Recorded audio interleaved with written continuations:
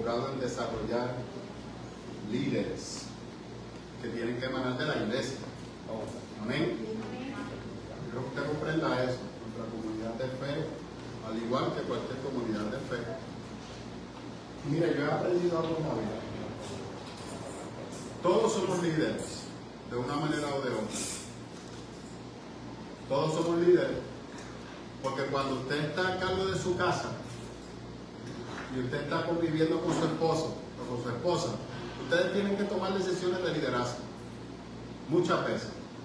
Hay veces que ustedes descansan que la decisión que va a tomar la esposa, otras veces la esposa descansa o espera las decisiones que el hombre va a tomar.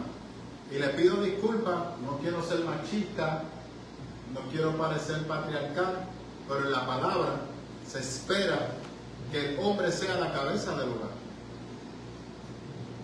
El hombre es el que tiene que ser el protector del hogar.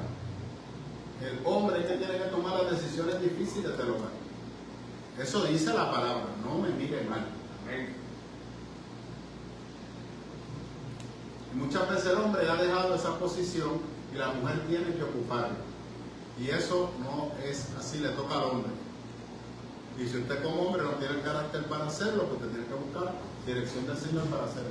Eso no significa, y aquí vamos a aclarar, que usted va a ser un maltratador y de... No, usted no ha entendido.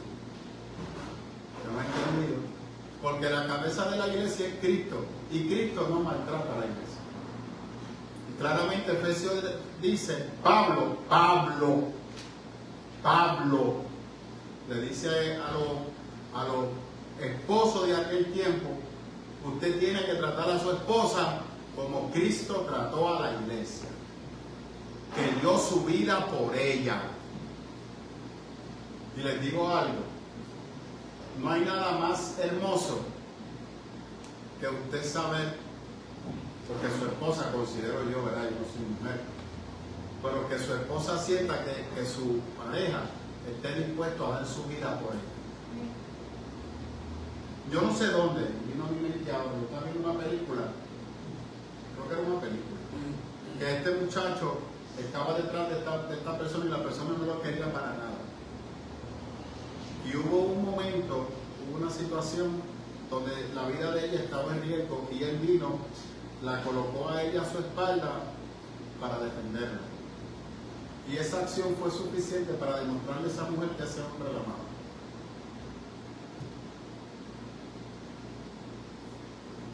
Un pueblo estaba grande aquí en Puerto Rico, ayer, habiendo dos hermanos que cogió fuego la casa y uno se metió a salvarlo, a sacar, no sé, que no también lo sé. Exacto. ¿Sí? Hay momentos, de hecho, les pido disculpas. Cristo vino al mundo y a veces la gente brinca a eso. Cristo sabía que él iba a morir. Desde que Cristo tuvo conciencia de ser humano, él sabía que iba a morir. A él no lo mataron por accidente. Él entregó su vida. Y lo que Pablo está diciendo a la gente de Efesios es, tú como esposo, tú tienes que estar dispuesto a dar tu vida por tu esposo. Y les tengo malas noticias. Los primeros cristianos, siglo I, siglo II, siglo III,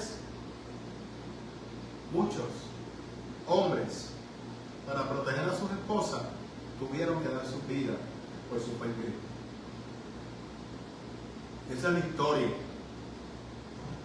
Si esto se ha distorsionado por la introducción cultural, por la fusión cultural que hemos tenido, por la tolerancia desmedida de la iglesia hoy en el 2024, es otro problema. Eso es allá usted. Pero la Biblia lo que nos enseña es eso.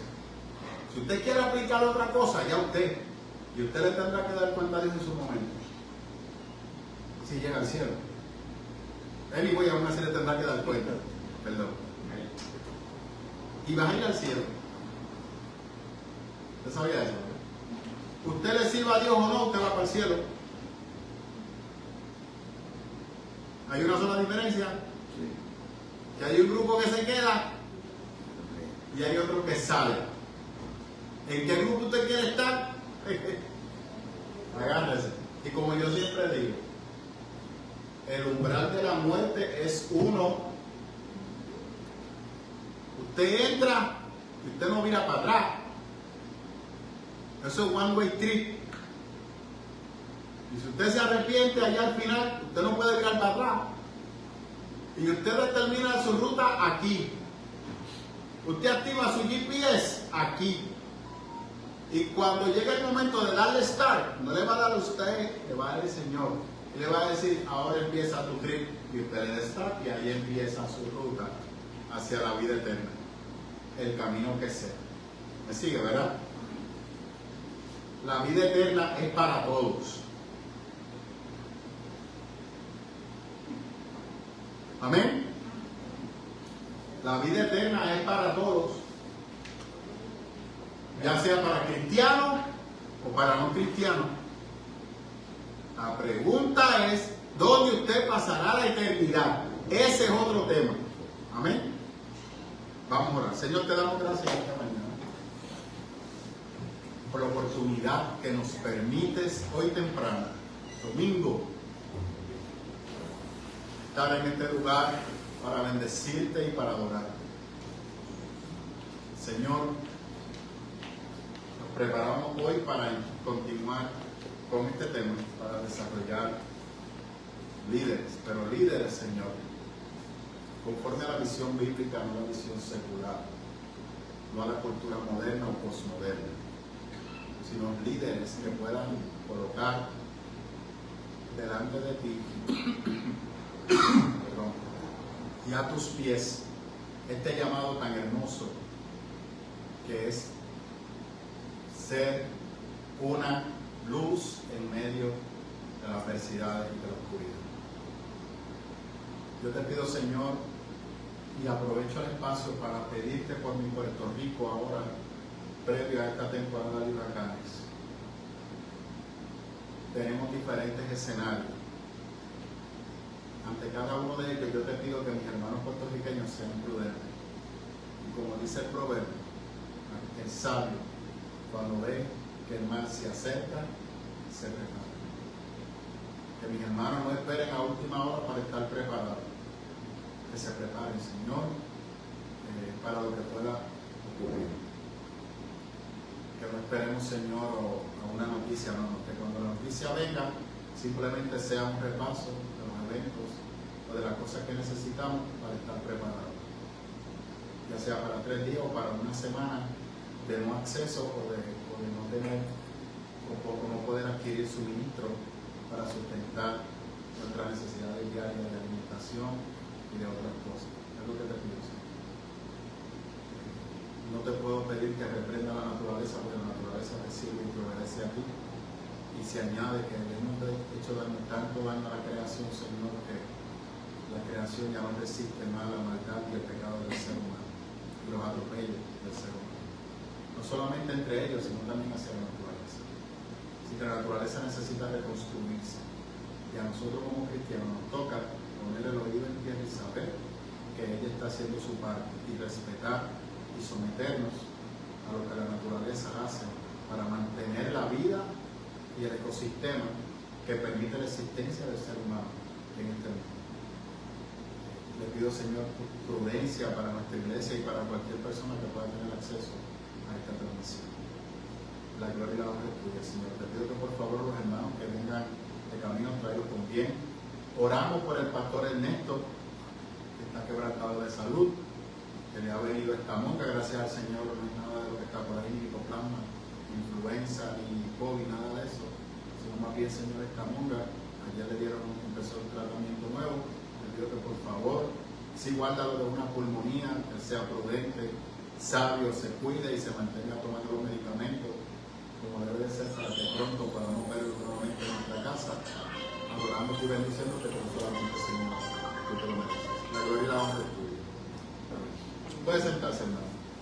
Disculpen por la oración. Yo visité a Ernesto hace nada. Que visité a Ernesto esta semana y lo llamé esta mañana.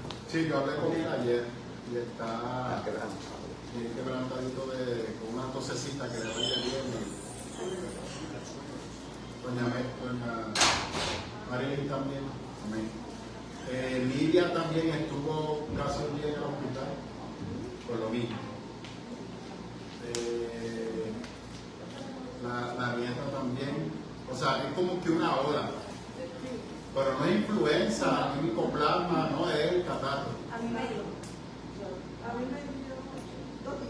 Un cambio de clima. El cambio de clima ¿no? Bueno, ayer mira el sol que hizo y mira hoy ya otra vez pasó el gobierno. Entonces, el polvo de Sahara también, sí, una mezcla.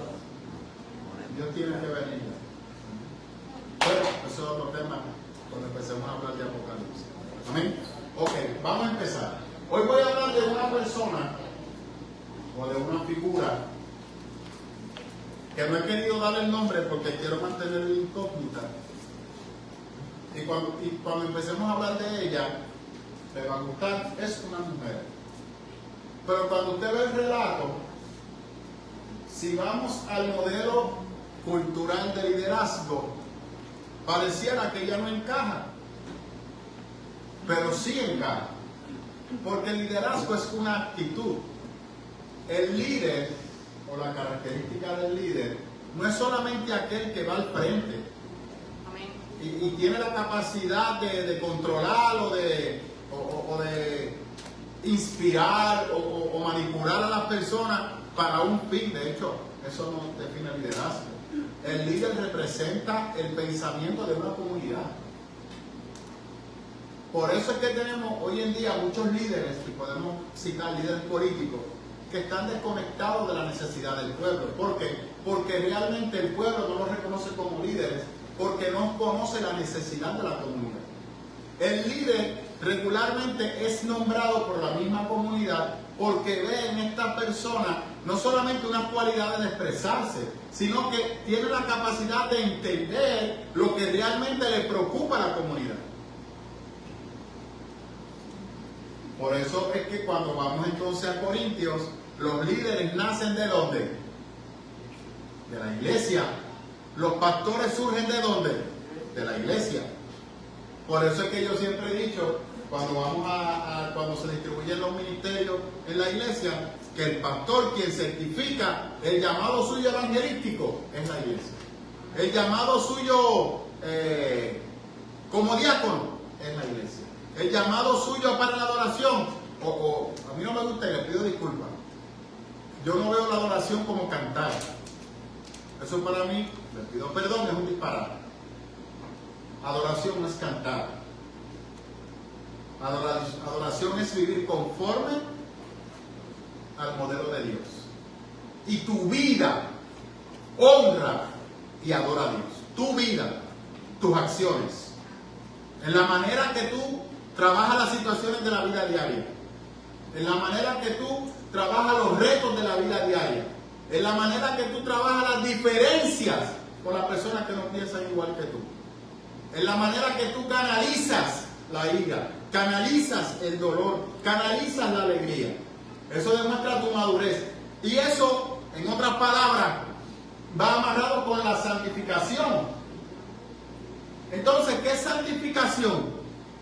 Es separarte para vivir conforme al modelo de Dios. Y a la medida que tú vas consagrándote para vivir agradando a Dios, entonces tu vida se convierte en una vida de adoración.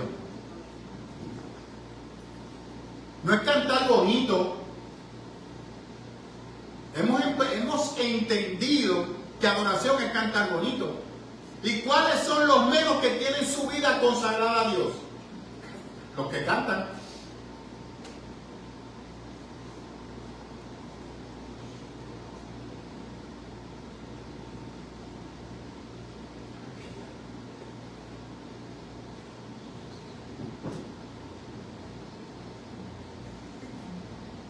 Entonces, esta mujer, de la cual voy a hablar, su vida adoró a Dios. Y es un ejemplo de liderazgo. Y no solamente la acción de ella, sino el legado que dejó. Porque como iglesia nosotros tenemos que dejar un legado que se va a reflejar en nuestros hijos, que se va a reflejar en nuestros nietos, que se tiene que reflejar en nuestros bisnietos. Usted está aquí por el legado de una persona que sirvieron a Cristo en espíritu y en verdad. ¿Cierto o falso? Usted puede hablar de Pedro, usted puede hablar de Juan, usted habla de Pablo, usted puede hablar de Lolo Maldonado. Todo el mundo sabe, la mayoría de los cristianos, quién fue Lolo Maldonado.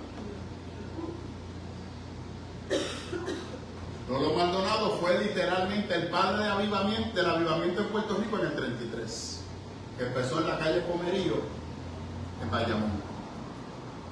Torres Ortega, la mayoría de las personas saben quién es Torres Ortega. O sea, Torres Ortega dejó un legado, pero todo el mundo mira a los líderes. Rosa Parks, ¿alguien sabe quién es Rosa Parks? Rosa Parks dejó un legado. Rosa Parks era cristiana, fiel creyente de Cristo, pero nadie habla de Rosa Parks. Los machistas patriarcales, ¿de quién hablan? De Martin Luther King. De hecho, Rosa Parks partió con el Señor recientemente. Rosa Parks, una mujer guerrera. Así que hoy vamos a hablar. Me gustaría tirar la cascarita para reírme de este un rato. Bueno, te lo bendiga. Bienvenido a su casa, siéntese. ¿Alguien se atreve a decir de qué mujer yo estoy hablando? Ana. ¿Ah? ¿Cuál Ana? Dedicó a su hijo al Señor. No estoy preñada, pero el Señor le concedió el honor de darle un hijo. Vamos a ver. Mario. Débora. ¿Quién más? Ruth. ¿Cuál es la pregunta? ¿De qué mujer yo voy a hablar? Sí, Antiguo Testamento. María. La mujer cananea. Increíblemente don Miguel acertó. Voy a hablar de Ana, la mamá de Samuel. Pero después lo dañó cuando empezó a dar patada voladora. No, lo que pasa es que ella de Ana, pero vamos a hablar de Ana. ¿para qué me torcieron el tobillo?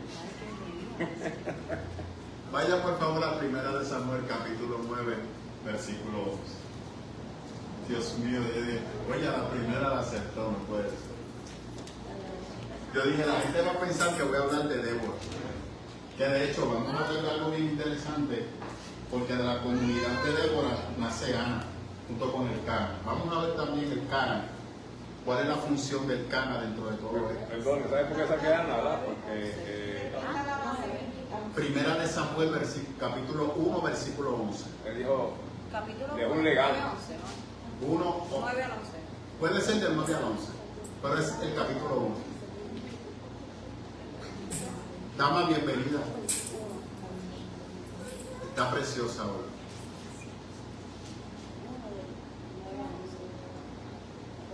Cuando lo tenga, por favor, dígame.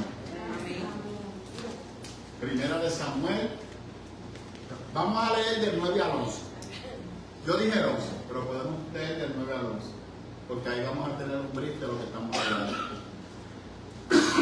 Vamos a imanar el entorno de esta mujer, su sufrimiento y cómo pudo encontrar refugio en la oración y cuál fue su petición delante del Señor y si el Señor la contestó. Amén. ¿Estamos listos? Baron llegó. No hay prisa, es para darle tiempo. ¿Seguro? Ok. Es que Primera de Samuel, vamos a leer, hermano, ponemos en pie en reverencia a la palabra del Señor. Así dice la santa y bendita palabra del Señor. Una vez, estando en Silo, Ana se levantó después de la comida, y a la vista del sacerdote Eli, que estaba sentado en su silla junto a la puerta del santuario del Señor, con gran angustia comenzó a orar al Señor y a llorar desconsoladamente.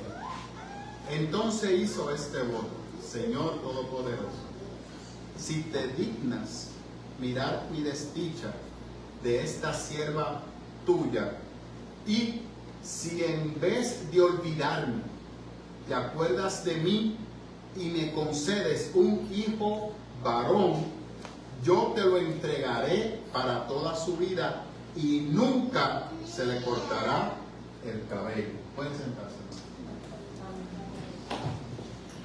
Hoy mis hijas están con nosotros. Qué bueno, puedes sentarte al lado de mí.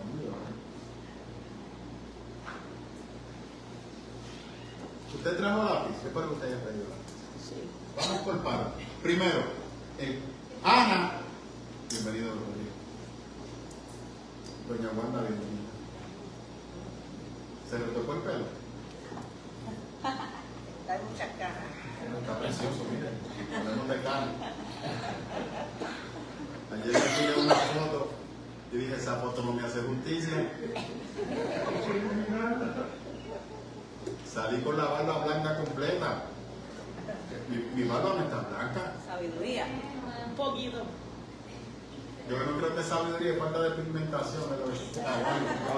A la verdad que su barba no está blanca, no está prieta.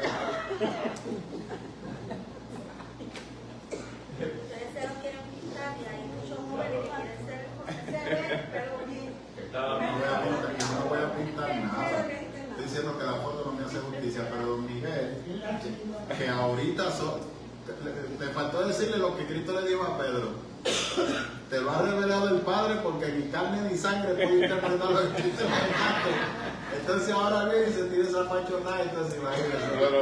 Pues estamos hablando de Ana, estamos hablando del pastor que la barba blanca. La es anciana. Mire, esta historia de Ana es espectacular y yo espero, y les digo algo, cuando yo estaba preparándome para el tema, el Señor literalmente, estoy más seguro que fue el Señor, me dijo, vas a hablar de Ana. Y yo, usted sabe que usted me conoce, yo soy transparente con usted. Cuando el Señor me habla lo que a mí no me cuadra, yo empiezo a pelear. Y yo, dime qué cualidades de liderazgo tú ves en Ana, porque yo no veo ninguna. Dios se dice, bueno, las hay, busca que las hay. Es otra cosa, porque a veces uno te dice, no, el Señor me da todo, el Señor no es así. El Señor te da la tarea, porque sabe que tú tienes la capacidad para hacerla, te toca a ti hacerla. O sea, a la gente le fascina que Dios le dé todo.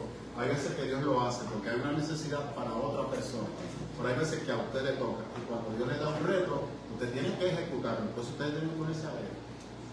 Así que prepárese. No, pero la carga fue para mí, no es para usted.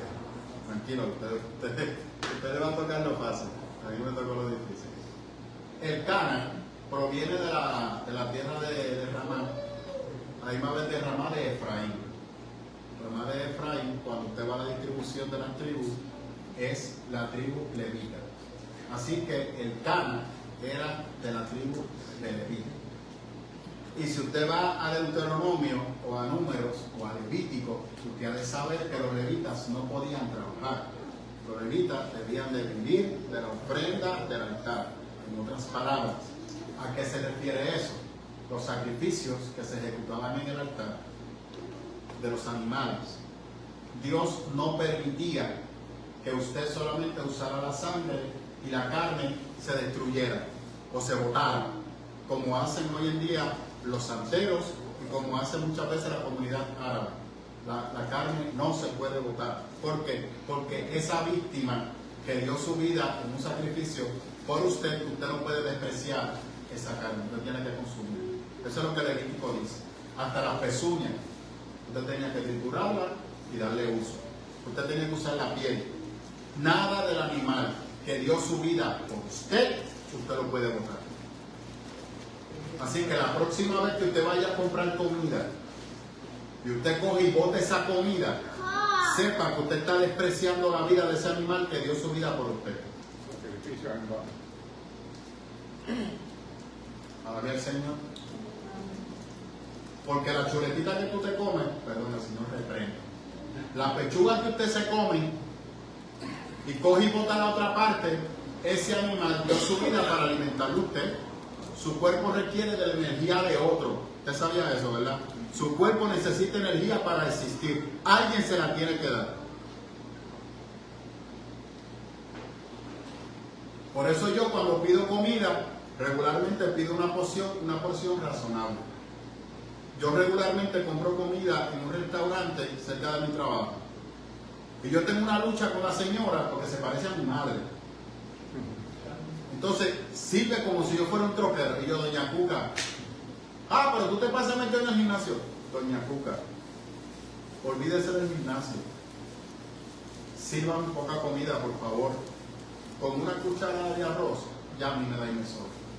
Entonces hay veces que yo compro pechuga con ensalada, porque estoy evitando el consumo de mucho arroz. Pues ella viene y me echa para compensar como 5 pedazos de pechuga. Entonces tengo que decirle al esposo, Juan, dile a Cuca que con una pechuga me da y me sobra. Me dice, Manuel, ¿pero qué mucho tú peleas? Juan, una pechuga me da y me sobra. Créeme, yo no como mucho. Porque me siento mal cuando yo tengo que botar comida. Y eso yo se lo he enseñado a mis hijas por igual. Tú no puedes botar comida porque estás despreciando el sacrificio del Señor.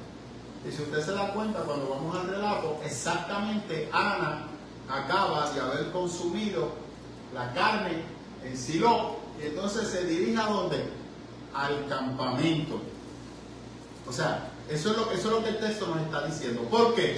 Porque Cana, tanto como ella, es de la familia, es del linaje levítico. En otras palabras, aunque el culto no se estaba celebrando de manera correcta, el sacrificio no se estaba llevando de manera correcta, pero vamos a ver ahora. Porque en este momento histórico de Samuel, aquí usted tiene una conexión, y de hecho, ahorita usted va a ver que el impacto de Samuel que está brutal. Fíjate, si no hubiese permitido hablar de Samuel, que era otra cosa. Entonces, cuando usted mira el proceso del libro de los jueces, a primera de Samuel, Samuel es la conexión entre este momento nefasto de Israel, horrible, de altas y bajas, a la entrada a una estructura que Dios le va a dar al pueblo de Israel, que siempre debió haber sido así.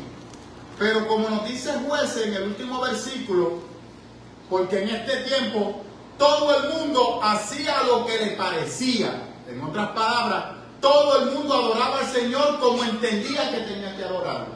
Y le tengo malas noticias, porque en ese momento histórico Israel había sido inundado por culto a otros dioses, a dioses de Mesopotamia y a otras divinidades. Le tengo malas noticias. De la misma manera que cuando usted va a Corintios, que Pablo aclara, no es que hay otros dioses, no, hay un solo verdadero Dios, lo demás son inventos humanos. Pero en este momento histórico, para los israelitas, reconocían la existencia de otros dioses, pero adoraban al Elohim por encima de los demás dioses. ¿Qué pasa? Que cuando Elohim no les proveía sus necesidades, entonces acudían a los demás dioses, dentro de los cuales el más reconocido era Baal. ¿Usted sabe lo que significa Baal?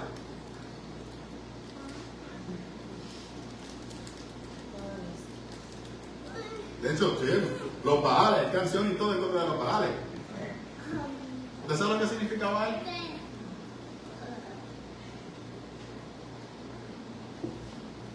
¿No saben? Ya, pastor, no sé. ¿No saben de significa Baal?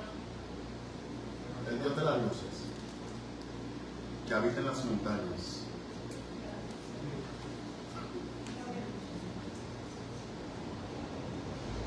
¿Qué hay de malo en eso? ¿Qué hay de malo en eso? ¿Ah? ¿Cuál qué? No, les sigo, pero caemos en lo mismo, que es lo que yo siempre trato de educar a la iglesia. Vemos al enemigo como algo grotesco y feo, ¿verdad? Y así usted está acostumbrado a verlo colorado, con los cuernitos, el tridente y el jabito, y a peste y azufre. Eso es lo que nos ha presentado, ¿verdad? Y todo el mundo está esperando que ese golpe venga. Pero sin embargo, en las flores, en el perfume, en la elegancia, en lo que tú puedas percibir como bueno, ahí te cotocaste y ahí es que está el enemigo. Amén. Y eso fue lo que le pasó a Israel con frecuencia. Nunca vieron nada negativo en adorar a otros dioses, un solo problema. Que claramente Dios le había dicho al pueblo de Israel, al único Dios a quien tú vas a adorar es a mí. Y te tengo más mala noticia, le dijo el pueblo de Israel. No puedes hacerme una imagen. Me tienes que adorar sin imagen. Y para el ser humano muchas veces eso es bien difícil, porque necesita ver algo para poder creer, ver algo a quien adorar. ¿Por qué hago toda esta narrativa? Porque en medio de toda esta tormenta, en medio de toda esta sociedad colapsada, de la cual se estima que en este momento histórico de Ana ha surgido un juez que se llama Salomón, que era nazareno. Oiga, Dalila era fea y grotesca.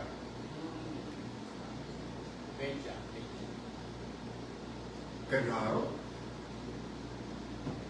Porque pudo seducir a Sansón, ¿qué yo dije? Salomón. Perdóname, es que tengo a Salomón para el miércoles. Es que esto que estoy estudiando me tiene loco de Salomón. No es Salomón, Sansón, le pido perdón. Sansón. A la medida que Ana hace esta petición, Sansón está luchando en contra de los filisteos y está siendo influenciado por una mujer filistea que se llama Dalila. Salomón no fue un juez justo y correcto. Dios mío.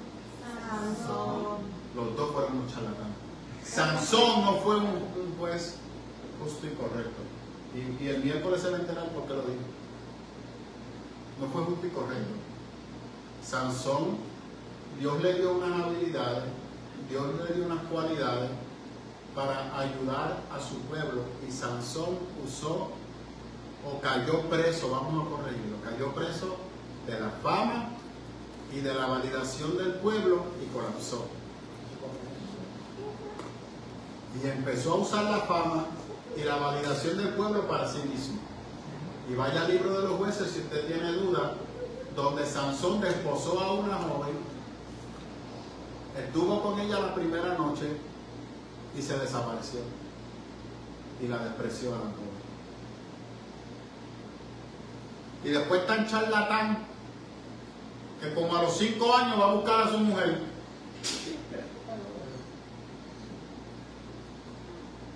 Y el papá le dice, ¿de qué tú hablas, Sansón? Si tú me la despreciaste, yo la tuve que dar en brazos de otro hombre que realmente la valoraba. Sansón. Dios mío. Entonces, en ese proceso,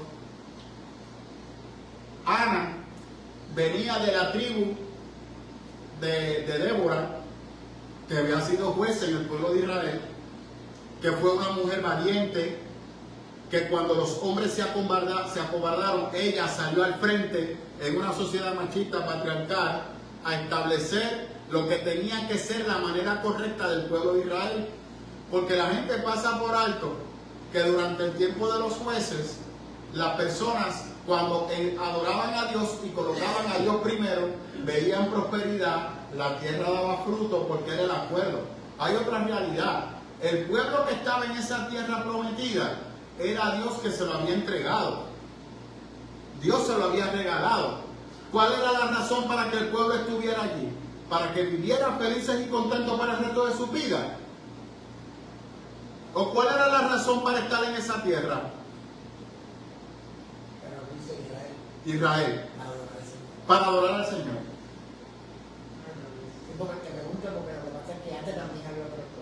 Sí, no, pero Israel. Cuando Israel llega a esa tierra que se le había dado a Abraham, y Moisés le dice, deja ir a tu pueblo al desierto porque quiere adorar a su Dios.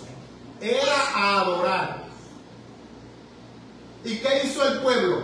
Trastocó, deformó y empezaron no solamente a adorar a otros dioses. La consecuencia por adorar a esos otros dioses los llevó a ellos mismos estar en guerras y divididos. Y empezaron a atropellarse mutuamente, a maltratarse mutuamente. Y eso provocó que Dios entonces le dijera a la naturaleza, no más. Y en una cultura donde el pueblo vive de la agricultura, no hay supermercado, la gente vive de lo que la tierra produce. Si la tierra no produce, no hay alimentación, no hay vida. Y cuando el pueblo volvía a adorar a Dios, las cosas fluían. ¡Pam! Y caían otra vez. En medio de ese tumulto, en medio de esa sociedad colapsada, nace una mujer que parece insignificante, pero es una mujer que está adorando a Dios, no importa el mundo colapsado a su alrededor. ¿Usted está listo? De la misma manera que la viuda a la cual Cristo reconoció. ¿Te recuerda? Que fue hecho lo último que le quedaba en el ofertorio.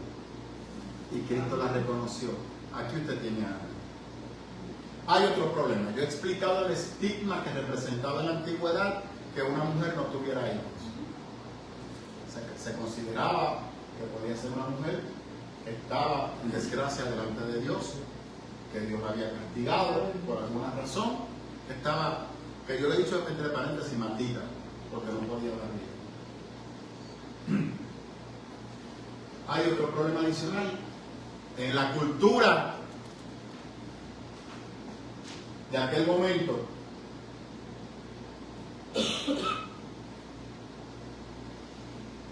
el Cana, al ver que Ana no daba luz, ¿qué hizo? Se casó con otra mujer. Y esa sí le dio hijos. Y esta mujer se sentía lo mismo que le pasó a Sara. Empezó, oiga lo que le voy a decir, empezó a perder el estatus que el tener hijos le daba dentro de la casa. Porque en Mesopotamia, en Mediterráneo, las mujeres que tenían hijos estaban un poco más al nivel del esposo, lo que significa que la descendencia iba contigo. Mayormente hijos varones. Y si es un hijo varón, y te ocupen. Porque recuerda que en aquel momento histórico los negocios eran familiares. Y el hijo se queda en la casa. La hija se va. Por eso es la dote. ¿Sabía eso, verdad? El hijo se queda. Entonces el hijo, a la medida que el padre va envejeciendo, el hijo va tomando el lugar del padre y le tocaba al hijo entonces cuidar a sus padres cuando llegaran a la vejez. Por eso la importancia de la descendencia y de los hijos. Por eso Ana fue bien específica. Dame un hijo varón. Eso fue específica. ¿Qué usted está mirando en esa oración? Usted está mirando el corazón de una mujer que está en una amargura profunda. Un corazón sumergido en una amargura profunda, en un dolor profundo, en medio de una estructura que el culto a Dios está distorsionado, que los líderes representantes de Dios están más perdidos que un juez visco. Y Ana no miró nada de eso. Nada. Ana miró al Elohim, al todopoderoso Dios. Una mujer que posiblemente lo que conocía de Dios era de referencia. Porque en aquel momento histórico no habían textos. Hoy en día usted tiene la Biblia harta de polvo. Antes Antes yo la tenía en el Salmo 23 en el carro. Y las páginas se ponían así. Porque era para proteger el carro. Por favor, no haga eso. Por favor, no haga eso. Saque esa Biblia de ahí y grábala en su corazón. Haga como Matrix. Y grábala en el corazón. No es literal. Descárguela en su corazón. Denle un download a su corazón. Ana hace una oración delante de Dios brutal, porque se convirtió en un desahogo, en una canalización. Y para mí esta mujer es una líder sobrenatural, porque la cualidad de un líder es que no importa las circunstancias, el líder siempre mira a Dios. No importa si tú estás solo, tú miras a Dios. Porque el único que tiene respuesta para ti es Dios. Y yo buscar a Dios no siempre va a estar amarrado a que yo sienta paz o todo esté bien. No. En medio del caos, ahí es que tú tienes que estar mirando a Dios. Por eso esta mujer es una líder excepcional. Porque ella mantuvo su mirada en el Todopoderoso. A pesar que lo conocía de referencia. Por eso tú y yo estamos liquidados. Porque tú y yo tenemos más que ganar. Y vemos una lucecita y no te conectamos. Si te das cuenta, ella era sujeto de burla de los que supuestamente conocían a Dios. Eso voy ahora. Porque cuando Ana está desgarrando su alma, literal, pasando ese proceso de amargura. Y mire, tengo que reconocer que contrario a que Ana sintiera que iba a perder su posición, el Cana fue bien generoso con ella. El Cana nunca la acusó a ella de no haber tenido hijos, aunque había hecho la acción de tener otra mujer. ¿Verdad? Y permítame decirle lo que están acomodando los dientes. Si usted no puede bregar con una, menos puede bregar con otra.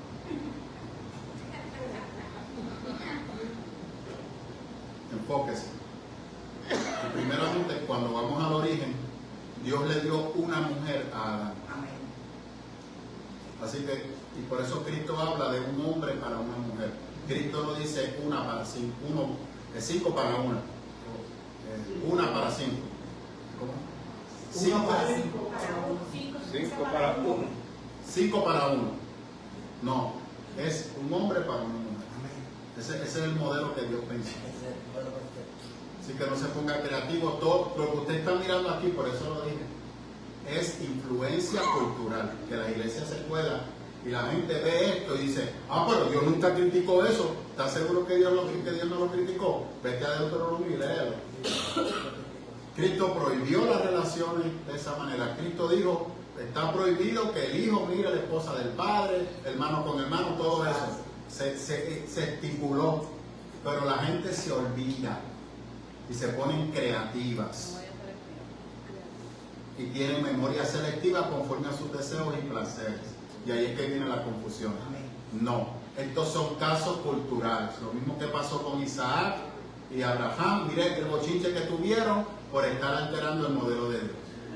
Así que Dios, y dése cuenta que cuando Abraham tuvo la crisis con Sara, claramente Dios le dijo a Abraham, esto es lo que va a ocurrir. ¿Y qué le dijo Abraham a Dios? No, chicos, no pierdas el tiempo, eso está muy complicado. Si ya esa señora está vieja, ya está la costumbre de la mujer, la ha perdido. ¿Cómo tú no puedes sacar vida de ahí? Oye, la verdad es que Dios tiene que amarnos, hermano. Dios tiene que amarnos, porque mira que nosotros somos tercos. ¿Tú te imaginas a Abraham contendiendo contra el Todopoderoso? Y a usted le prohíben quejarse delante de Dios. ¿Y Dios cómo llamó a Abraham? ¿Un carnú hijo del diablo? Le dijo, mi amigo Abraham. Yo no puedo hacer nada sin que mi amigo lo sepa. Así Dios te trata a ti. Deja de estar mirando a Dios de lejos. Tienes una crisis, pelea con él. Yo critico a Abraham, pero él se quejó con su Dios como tenía que ser. Él dudó de lo que Dios iba a hacer. como tenían que ser. ¿Cuántas veces yo le he dicho a usted, si usted lo cree, yo no lo creo, pero porque usted lo cree, yo me voy detrás de usted? Yo creo. Si Dios te dio la visión a ti, yo creo. Y voy a orar para que se cumpla. Porque es así. En este caso, Dios le dice a Abraham, no, yo te voy a dar descendencia de Sara. Y él no creyó, porque ya él había buscado su solución, pero la solución le había provocado problemas. Y entonces, ¿qué hizo Dios? Del útero que estaba muerto, según Abraham, produjo vida.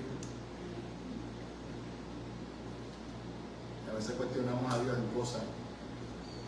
Porque Dios siempre nos contesta. Nosotros lo que queremos que nos conteste rápido. Pero a mí, ¿cuántas veces me ha contestado al tiempo? Cosas que yo necesitaba entender o saber. De momento no lo entendía y estaba ciego. Hasta que llegó la visión que me dio Dios. Me dio el entendimiento sobre lo que iba a pasar. Yo lo que quería traer era que podemos ver también de manera figurada que desde un principio Dios estaba mostrando su poder a través de ese menosprecio de esa mujer rechazada, porque la mayoría de los líderes bíblicos son de mujeres estériles. Excelente. ¿Y por qué entonces decimos que Dios siempre ve a la mujer como una ciudadana de segunda clase? Por usar una palabra que usted la puede entender. Porque hay tantos líderes religiosos que desprecian la inteligencia y capacidad de las mujeres. Aunque tergiversan la Biblia a su conveniencia. Yo entiendo que Por el temor de que la mujer también pues sobresalga más que él. Para mí, hombre y mujer tienen el mismo valor delante de la presencia del Señor. Amén. No tiene diferencia. Bueno, eso es lo que la Biblia muestra. Porque si usted va a Génesis capítulo 1, bueno, depende. Voy a usar el 2. Me gusta más el 2. Me gusta más el 2. Dios lo creó a imagen y semejanza a vos. Y eso dice el texto. Y lo creó el 2 a imagen y semejanza de él. ¿Usted ha imaginado lo que representa eso? Eso se rompió, de repente entró la evolución y entonces usted tiene un grupo que sale de los animales, del famoso mono que nunca ha encontrado el eslabón perdido y todavía lo sigue buscando y se morirá y nunca va a aparecer por ahí, vamos. De hecho, no es un eslabón perdido, son como miles de eslabones perdidos, pero está bien, vamos a entender el ser humano.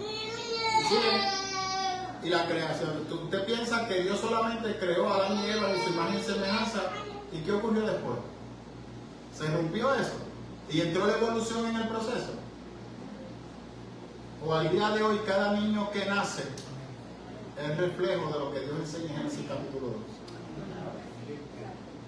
Entonces, cada vez que el niño nace, es hecho a imagen y semejanza de Dios. Tú estás hecho a la imagen y semejanza de Dios. Eso no se ha irrumpido. Lo irrumpió usted. Y la influencia cultural y las decisiones que usted ha tomado. Ese es el problema suyo. Pero Dios sigue mirándote originalmente como te creó. O sea, Dios sigue viendo la capacidad de la mujer al mismo nivel del hombre. La misma capacidad intelectual que tiene un hombre la tiene una mujer. Hay unas diferencias. Hay unas diferencias en cómo trabajamos ciertas cosas. Pero ahí es que está la grandeza de la fe. Gloria a Dios, porque si todos fuéramos iguales, el Señor reprenda al diablo. Seríamos roboces. Que de hecho ahora están de moda los androides. Porque la inteligencia artificial va por ahí, que piensa automática. Y ya en la Liga Árabe reconocieron a un androide que es autónomo e independiente. Vea la película Surrogate y después hablamos. Vea, ¿qué vas a decir?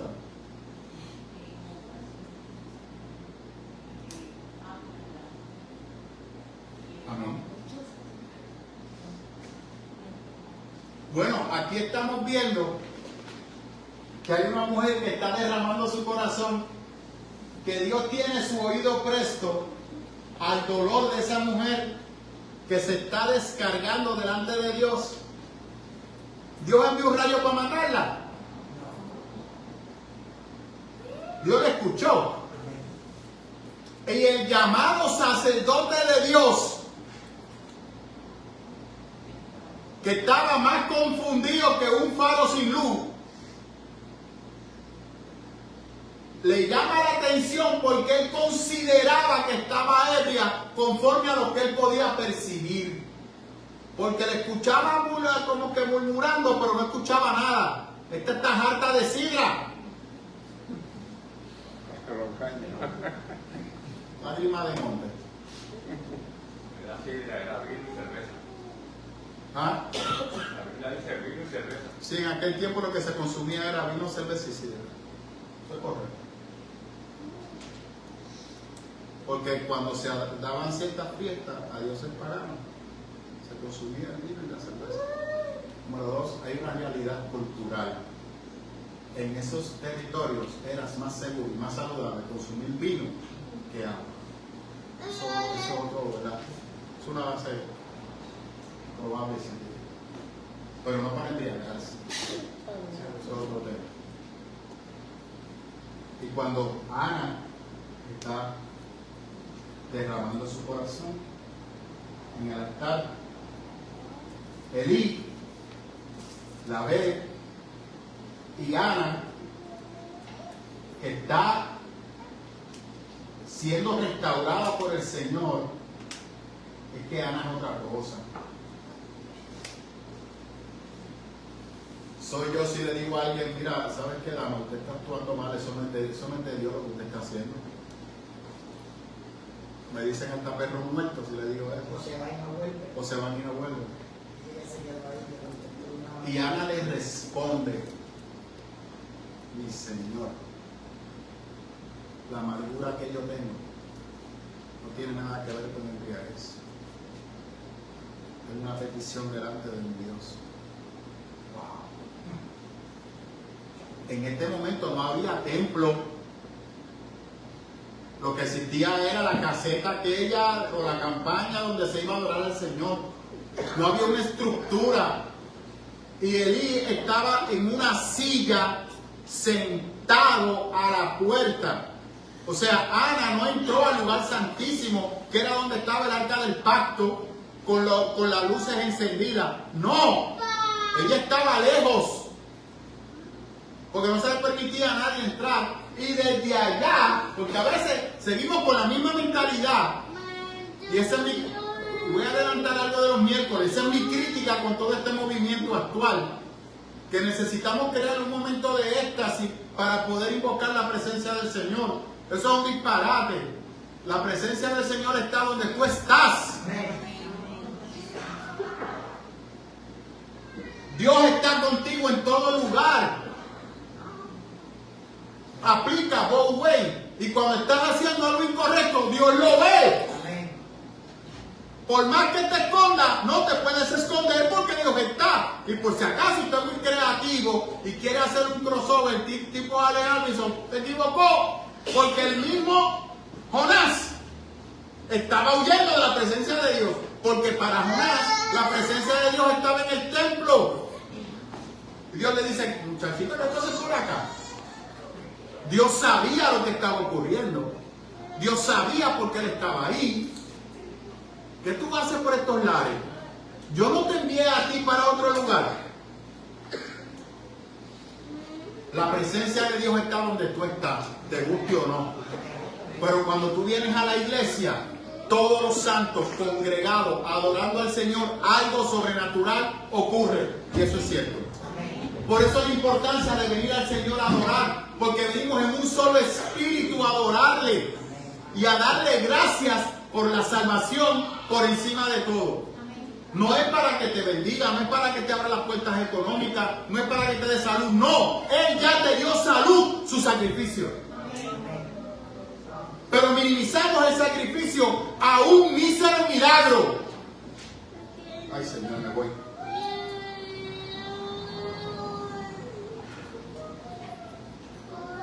Ana estaba abriendo su corazón. Elí dice unas palabras, oiga lo que le voy a decir. Elí le dijo unas palabras que ella las tomó profética. Pero Elí lo que estaba era saliendo del paso. ¿Me escuchó, verdad? Él le dijo, vete y Dios conteste tus peticiones. A ver cómo te va con eso. Y ella le dijo, gracias Señor. Gracias Señor. Porque contestaste mi petición. Y vio esas palabras como que Dios le había contestado. Ahí, una mujer que está desarrollando algo que luego conoceremos como la fe, es una mujer de las primeras que da ejemplo de fe en el Antiguo Testamento. Porque la palabra fe es confianza.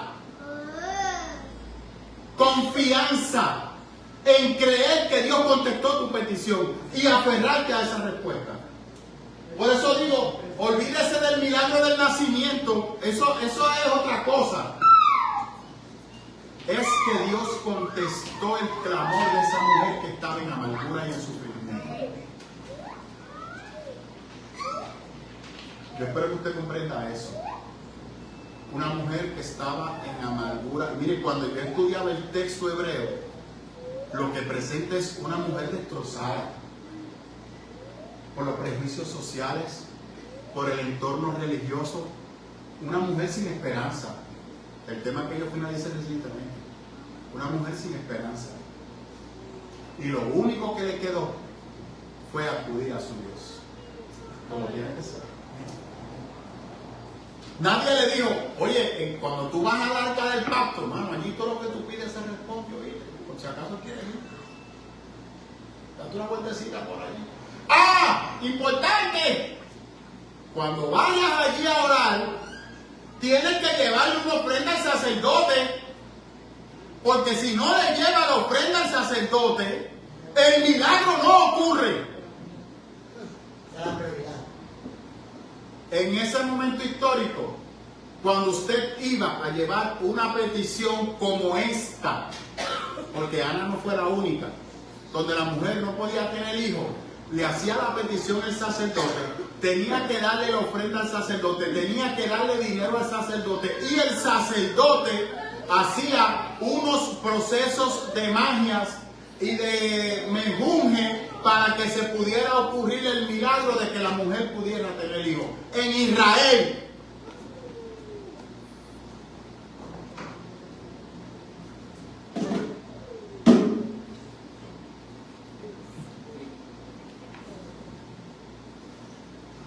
este es un milagro, ¿sabes? Es otro. ¿Cierto o falso ahí? Este aire no lo mandó a buscar y llegó.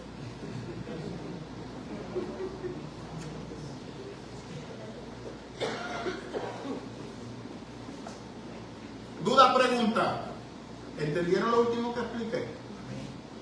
Por eso quizá Elí menospreció la acción de aquella mujer, porque no le estaba dando a él los chavitos.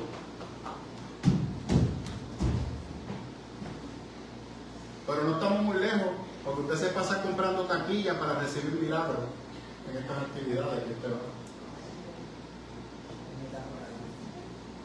Cuando Ana simplemente clamó al único y verdadero Dios, y Dios no le dijo, Ana, antes de yo hacer el milagro contigo, es que tú no sabes, es que tú eres mujer, como las mujeres tienen un nivel intelectual bajo, un coeficiente menor al del hombre. No te preocupes, te voy a enviar un librito para que entiendas que para yo poderte contestar, Ana, necesitas obedecer al profeta Elí, llevarle este sacrificio en particular, esta cantidad de dinero en particular, y entonces, Ana, puede ser que yo escuche tu clamor. Dios no hizo eso. Dios sabía quién era Ana. Dios sabía la necesidad de Ana. Y cuando Ana presentó su dolor, Él contestó ante la preocupación de Ana y no midió. ¿Cuánto Ana tuvo que dar como ofrenda? Ana cumplió su palabra. Importante, antes de que darle la partida. Ana dice, voy a consagrar a mi hijo para ti y no le cortaré el pelo. ¿De dónde Ana sacó esa visión de no cortarle el pelo? De Sansón. Ella quería que su hijo fuera consagrado como Sansón para adorar al Señor. Estamos hablando de Samuel. De Sí, Samuel. estaba con esa mujer. Eso es correcto. En otras palabras, los hijos no son tuyos.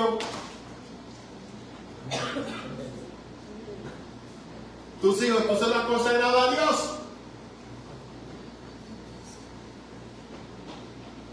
O le pusiste tu tag de propiedad. El property tag que tú le pones a lo que es tuyo. ¿Te lo pusiste? Son de Dios. Así que si tu hijo no le sirve a Dios, ¿qué tienes que hacer? Lo mismo que hizo Ana. Tienes que clamar a Dios delante de él día y noche para que toque a tu hijo. Si lo hizo con esta mujer, lo va a hacer con tu hijo. Pero no venga a suavizar las cosas.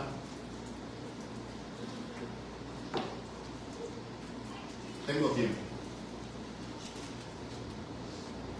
Porque me toca predicar a mí también, porque el pastor Ernesto tengo que cubrirlo por el tiempo. Pero voy a hablar de esta cosa en la predicación. Tengo tiempo.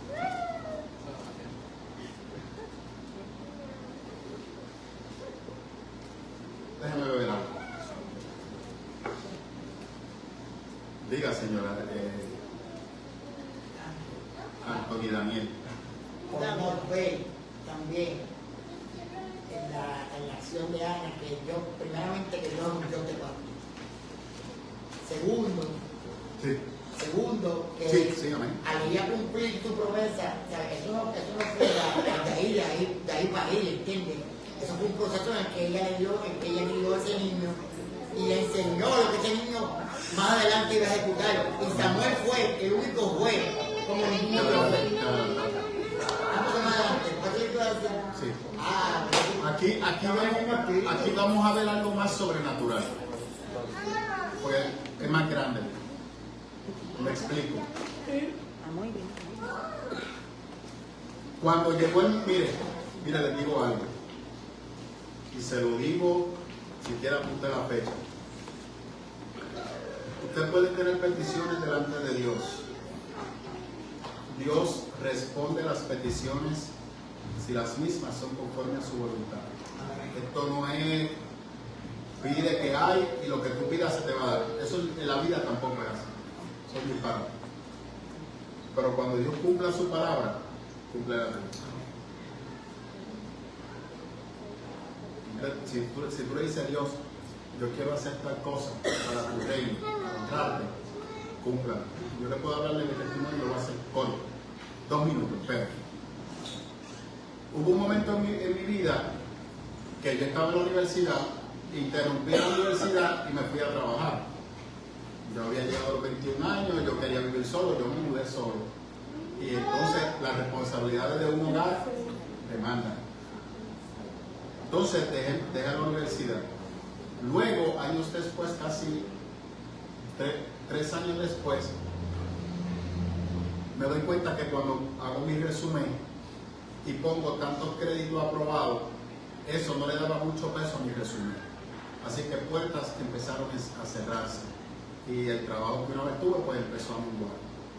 Así que las cosas se fueron apretando. Ya yo estaba en el Señor en ese momento histórico. Y en un momento, yo estoy hablando con el Señor y le digo, Señor, si tú me permites regresar a terminar mi bachillerato, yo te prometo que entonces me voy a consagrar a estudiar tu palabra. Ese es el acuerdo que estoy haciendo contigo. Y yo recuerdo que yo estaba en un trabajo que era por servicio prestado. Y eran como las 10:45 de la mañana. Y desde el día anterior yo había estado inquieto en llamar a la universidad. Yo le había dicho eso al Señor, pero después yo estaba mirando para atrás. Yo me quería ir para allá, yo estoy casi seguro que voy a tener que empezar desde cero, esto y otro, volver a estudiar todo ese tiempo. No, que es demasiado. Yo no estoy para eso. Y aparte de eso, mi cerebro no aguanta nada de eso. Eso de estar leyendo libros no es lo mío. Fíjate de eso. Ese día llamé a la universidad porque no pude, bajo una presión brutal para llamar. la que recibe la llamada de admisión y me dice, si tú vienes esta semana, bueno, mañana, tienes hasta mañana para venir. Si no te inscribes ahora, el próximo semestre el currículo cambia y tendrías que empezar casi desde cero. Pero si te inscribes entre hoy y mañana, el currículo está intacto y terminas en 6 meses. Porque lo que me faltaba eran unos créditos. Yo no era muy inteligente en la universidad. Si usted ve mi transcripción de crédito de bachillerato, usted se va a sorprender. Yo perdí mi tiempo. Pero sin embargo, cuando fui a terminar, fue cuando mejor promedio saqué en el Señor. Completé el bachillerato en administración de empresas, concentración en gerencia. Y entonces cumplí mi palabra a media. Pues entonces, como me gustó estudiar y vi que salí bien, mi autoestima subió y dije, pues contra, déjame ir para la maestría. Entonces, en ese momento ya conozco a Rose y me inscribí para la maestría en tecnología. Dije, pues chévere, administración de empresas en tecnología, pero voy para allá. Pero se me había olvidado lo que le había dicho al Señor. Y entonces, en esa lucha, ocurrieron unas cosas y dije, pues está bien, Señor, perdón, me emocioné demasiado. Y entonces me inscribí en la Universidad Teológica del Caribe para hacer el bachillerato en estudio bíblico teológico. Fui y me inscribí. Pero como ya me había metido en el bochinche, en otras palabras, yo hice mi maestría en teología, en tecnología, junto con el bachillerato. Yo estaba en 2 universidades a la misma vez, haciendo 2 cosas totalmente diferentes. Y los terminé los 2, para la gloria del Señor. Pero como me gustó tanto, termino el bachillerato en estudio bíblico teológico y digo, pues vamos para la maestría en teología. Y ahí entonces arranqué con la maestría en teología. O sea, lo que le prometí al Señor, lo tuve que cumplir. Les digo algo, no me arrepiento. Dios me ha dirigido bien. Y lo que yo he desarrollado en la iglesia, la disciplina que yo he desarrollado en la iglesia, me ha ayudado en la disciplina en mi profesión. Al revés, Dios me ha formado para ser un buen profesional. Amén. Entonces, aquí tenemos a Ana, que Dios al año se contestó. Ana da luz a Samuel, lo presenta a Elí, y cuando Elí lo vio no podía creer lo que estaba viendo. Lo estoy diciendo que lo que contestó fue para salir del paso. Pero cuando Ana lo ve, dice, voy a cumplir mi palabra, pero tiene un conflicto. Y ahí es que entonces el Cana entra y le dice, no, quédate con el niño hasta que sea destetado y entonces lo trae. Ahí es lo que dice Anthony, y es cierto. Ana educó al niño hasta los 2 o 3 años. En aquel momento histórico, el niño era destetado a los 3 años. Luego de eso, Ana lo llevó y lo consagró y lo dejó al cuidado de Elí. Y todos los años iba a ver a su hijo. No lo dejó.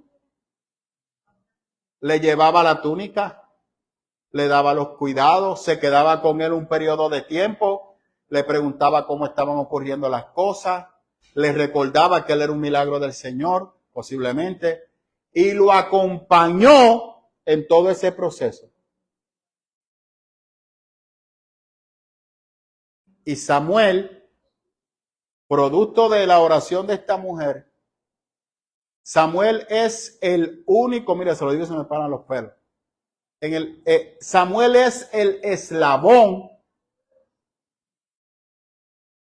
de lo que era el desastre en Israel a lo que se convirtió la estructura nacional de Israel.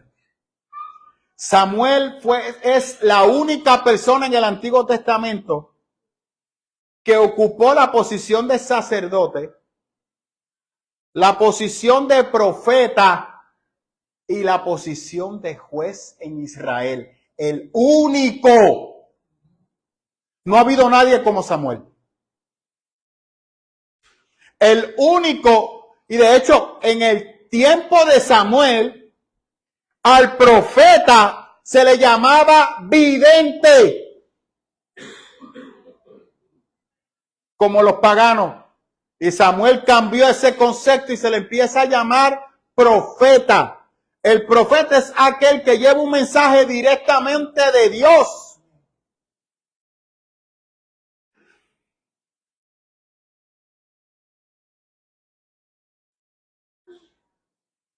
Y la unción de este señor fue tal que el único en el Antiguo Testamento y en el Nuevo Testamento, el único que estando muerto se le permite darle un mensaje a un ser humano.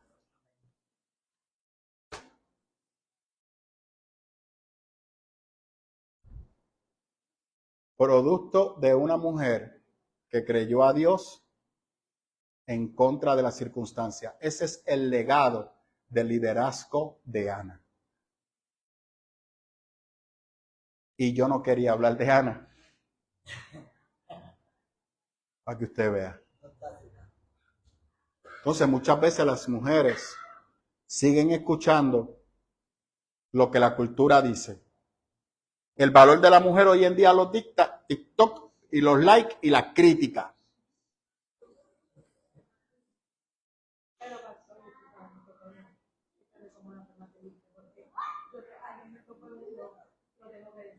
Porque ayer a mí me tocó en el trabajo, en el área de belleza. Y entró una muchacha, no bien vestida, pues la que se supone que toca el área de recoger, el área de caja, llamó rápido a Seguridad. Y la discriminó con la vestimenta. Lamentablemente. No te preocupes, a mí me pasaba cada rato que cuando llegaba a la tienda se me iban detrás, pensando que yo iba a robar. No, usted piensa que Rose lo sabe. Me pasaba cada rato antes. Hoy ya no sé, ya yo no estoy pendiente a eso. Antes me incomodaba. Ya si me siguen o no, a mí no me preocupa. Yo sé lo que voy a hacer en la tienda. Eso así. ¿Sabe? Pero sí, pero fíjate, hay una realidad. Los somos diferentes. Y esto se lo digo a los hombres. Últimamente le he dado muy fuerte a las mujeres. Vamos con los hombres. ¿A usted le guste o no? Su mujer necesita sentirse amada por usted. Usted tiene que decirle a su esposa qué hermosa está, porque su esposa es bella. La belleza de su esposa no depende ni de la ropa que tiene, ni de la base de make-up que tenga. No, su esposa es hermosa. Y independientemente que ella desvalorice o menosprecie lo que usted le está diciendo, todas las mañanas usted tiene que decirle, vea, tú estás preciosa. Olvídese si tenga la gaña en los ojos, si está toda despeinada. Usted le tiene que decir que ella es una mujer hermosa, porque la mujer necesita escuchar eso. ¿Me escuchó, verdad? La mujer necesita escuchar eso. Y usted tiene que decirle con frecuencia, Beba, te amo. Nunca olvide lo mucho que te amo. Gracias, don Juan. Y si es posible, todos los días. Cada momento que usted tenga, dígale lo mucho que la ama. Usted me sigue, ¿verdad? Porque la mujer necesita eso. Si la mujer se pone un pantalón que para usted parece un payaso, quizá para usted parece un payaso, pero si ella se siente hermosa así, usted le dice, Beba, estás preciosa. No, pero yo no voy a dejar que ella salga así, porque es cierto. Mire, usted va a estar al lado de ella, se acabó. Si ella parece un payaso, pues no es un payaso, son dos payasos. Usted y ella. Pero usted está al lado de ella. Pero ¿qué hace el hombre? Empieza a criticar y le coge la autoestima de la mujer y la destruye. Si su mujer cogió unas libritas, ¿y qué pasó? ¿Qué pasó?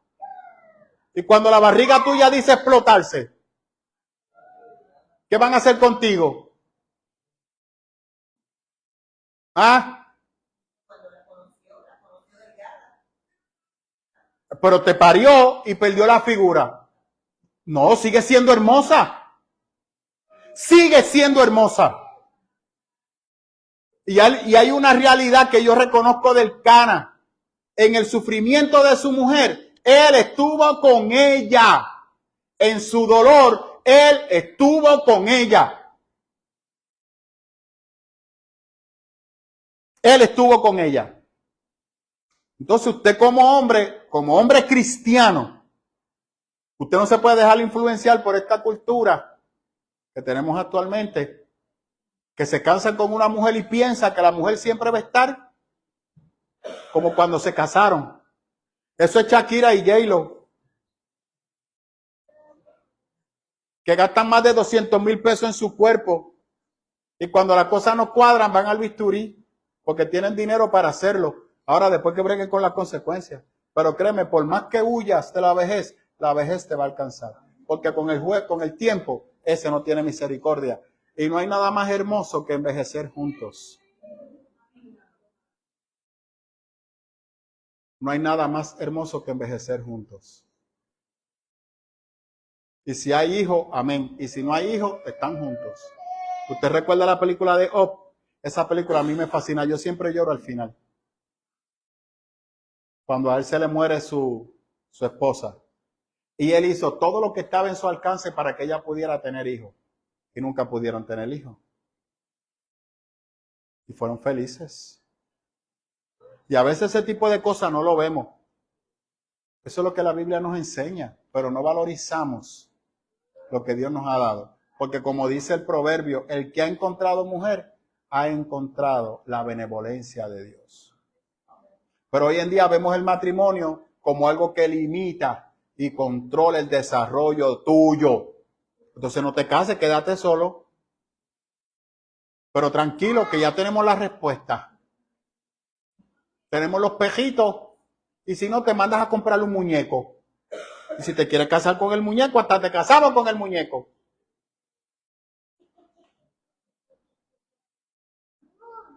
Pero estamos bien emocionalmente.